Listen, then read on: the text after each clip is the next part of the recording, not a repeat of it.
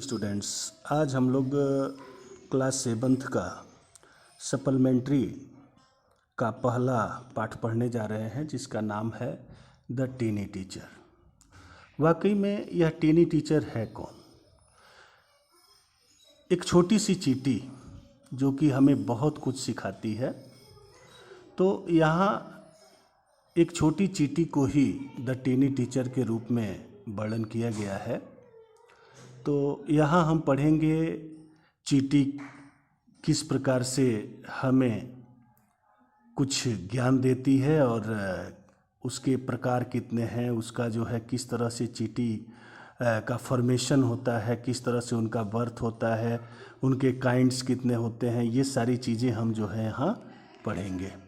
तो आइए देखते हैं। आपका ये शीर्षक है द टीनी टीचर, यानी टीनी माने होता है बहुत ही छोटा, सूक्ष्म, और टीचर माने आप समझ रहे हैं शिक्षक, अध्यापक। यानी एक छोटी सी चींटी से भी हमें बहुत कुछ सीखने को मिलता है। आइए देखते हैं।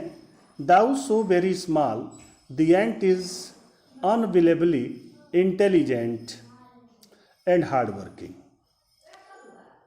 हालांकि बहुत ही छोटी होती है चींटी और अविश्वसनीय रूप से यह इंटेलिजेंट भी होती है और हार्ड वर्किंग भी होती है।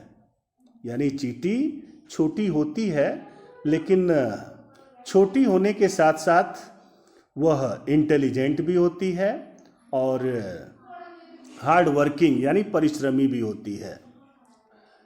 Among the various kinds, the commonest ant is black।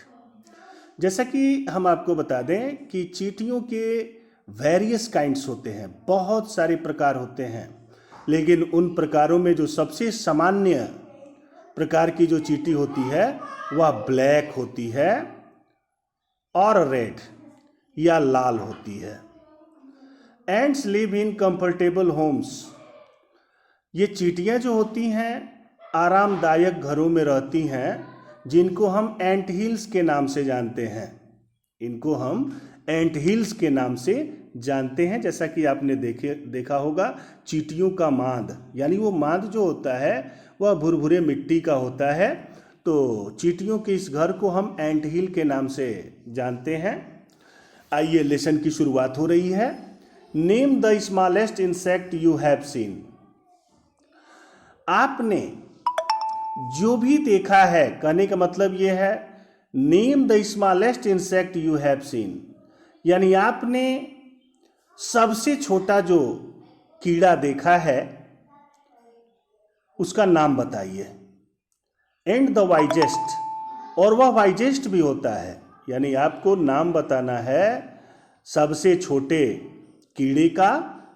छोटा होने के साथ साथ वह सबसे बुद्धिमान भी होता है।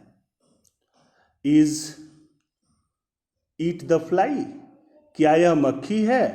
नो, नहीं, इट इज नॉट, यह मक्खी नहीं है। इज ईट द मॉस्किटो, तो क्या यह मच्छर होता है?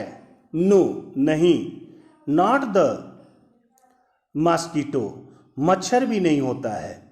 Then it must be the worm, तब अवश्य ही यह कोई कीड़ा होगा। No, name of this, none of this, इनमें से कोई नहीं है, इनमें से कोई नहीं है। इट इज द एंट, यह चींटी है, यानी चींटी जो है सबसे छोटी और सबसे ज्यादा बुद्धिमान। द कॉमनेस्ट, सबसे सामान्य। द स्मॉलेस्ट, सबसे छोटी। बट द वाइजेस्ट, लेकिन सबसे ज्यादा बुद्धिमान। इंसेक्ट यानी कीड़ा होता है, यानी चींटी जो होती है वह सबसे कॉमन होती है, स्मॉल होती है, लेकिन इसका गुण भी होता है, यह वाइजेस्ट होती है। The story of an ant's life sounds almost untrue. वास्तव में एक चींटी की कहानी हमें असत्य प्रतीत होती है, साउंड्स ऑलमोस्ट अनट्रू। यानी चींटी के बारे में, चींटी के जीवन की कहानी के बारे में यदि आपको बताया जाए तो आप इसे गलत समझेंगे, झूठा समझेंगे। बट लेकिन people have kept ants as pets. लोग चींटियों को पालतू पशु के रूप में रखते हैं। And have watched their daily behaviour closely. और जिन लोगों ने उन्हें पेट्स के रूप में पाला है वे उनके रोज के एक्टिविटी को गहराई से देखा है। So we know a number of facts. इसलिए हम बहुत सारी चीजें, बहुत सारी बातें जानते हैं अबाउट दिस टीनी, इस छोटे से हार्डवर्किंग, मेहनती एंड इंटेलिजेंट क्रिएचर, और इंटेलिजेंट क्रिएचर के बारे में। An ant used its feelers or antenna to talk to other ants by passing messages through them। जैसा कि एंटीना के द्वारा ही हम टीवी पे प्रोग्राम्स वगैरह देख पाते हैं, तो ठीक उसी तरह से जो चींटियां होती हैं उनके पास फीलर्स होता है जिसे हम एंटीने के नाम से जानते हैं। तो वे इनका प्रयोग करती हैं टू टॉक, बात करने में, टू अदर एंड्स, दूसरे चींटियों से, बाई पासिंग मैसेजेस, संदेशों को एक दूसरे तक भेजने के लिए। यानी वे अपने एंटीना का प्रयोग करते हैं, फीलर्स का प्रयोग करते हैं अपने विचारों को, अपने बातों को दूसरे चींटी तक पहुंचाने के लिए। Watch a row of ants. आप अक्सर देखते हो दीवार पे चढ़ते हुए चींटियों के पंक्ति को। तो आइए देखते हैं। वॉच ए रो, एक कतार को देखो, ऑफ एंड्स, चींटियों के, मूविंग अप और डाउन द वॉल, जो दीवार पे चढ़ते हैं या उतरते हैं। यानी दीवारों पे चढ़ते या उतरते हुए आप चींटियों के कतार को देखो। Each and greets all the others coming from the opposite direction। वो प्रत्येक चींटियां उन चींटियों का सम्मान करती हैं, दूसरे चींटियों का सम्मान करती हैं या स्वागत करती हैं जो विपरीत दिशा से आ रही होती हैं। Direction by touching their feelers, और वो अपने फीलर्स को एक दूसरे से टच कराती हैं।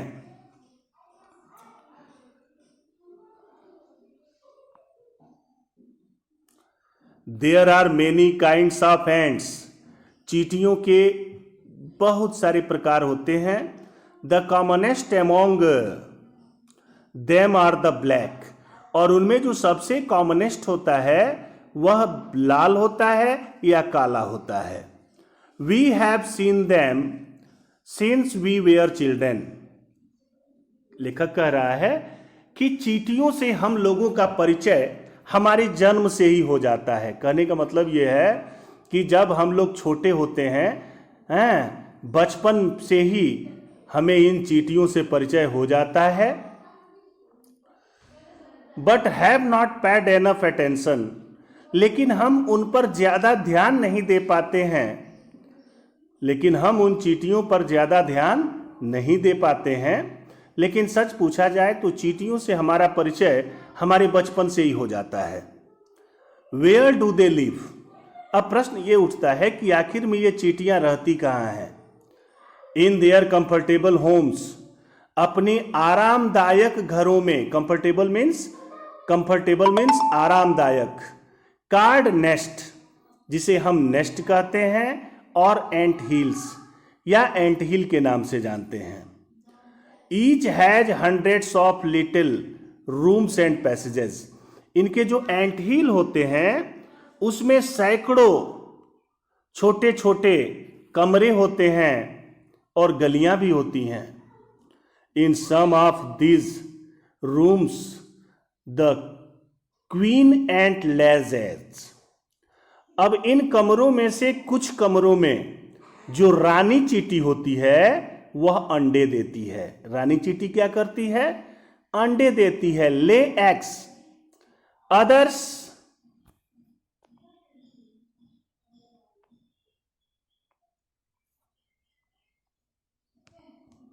अब देखिए, others are nurseries for the young ones, और दूसरे जो होते हैं वो छोटे यानी चींटियों के छोटे बच्चों के लिए हैं नर्सरीज के रूप में होते हैं। जिन छोटे चींटियों के छोटे बच्चों को हम ग्रब्स के नाम से जानते हैं।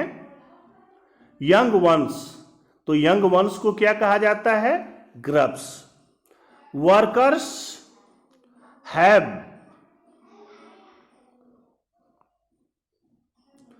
रिजर्व्ड क्वार्टर्स, अब इनमें जो वर्कर होते हैं उनके आरक्षित कमरे होते हैं। They spend most of their time searching for food, ये वर्कर चींटियां जो होते हैं वो अपना अधिकांशतः समय भोजन ढूंढने में व्यतीत करते हैं। Some rooms serve as store houses, यानी एंटहील में जो कुछ कमरे होते हैं वो स्टोर हाउस के रूप में होते हैं जहां भोजन को एकत्र किया जाता है। सोल्जर्स हैव सेपरेट बैरक्स, अब इन चींटियों में सोल्जर्स भी होते हैं, यानी चींटियों के प्रकार में सोल्जर्स प्रकार की भी चींटियां होते हैं। इनका बैरक अलग होता है, इनका खंड अलग होता है। No worker has ever tried to live in a soldier's house, कोई भी वर्कर चींटी सोल्जर हाउस के कमरे में नहीं रह सकता। सोल्जर्स के लिए जो कमरे हैं, सोल्जर्स चींटियों के लिए जो कमरे हैं उसमें कोई भी वर्कर एंट नहीं रह सकता। No soldier has ever gone out searching for food, यानी इसमें भोजन ढूंढने का काम जो होता है वह वर्कर चींटियों का होता है। ये सोल्जर चींटी जो होते हैं वो कभी भी खाना ढूंढने बाहर नहीं जाते।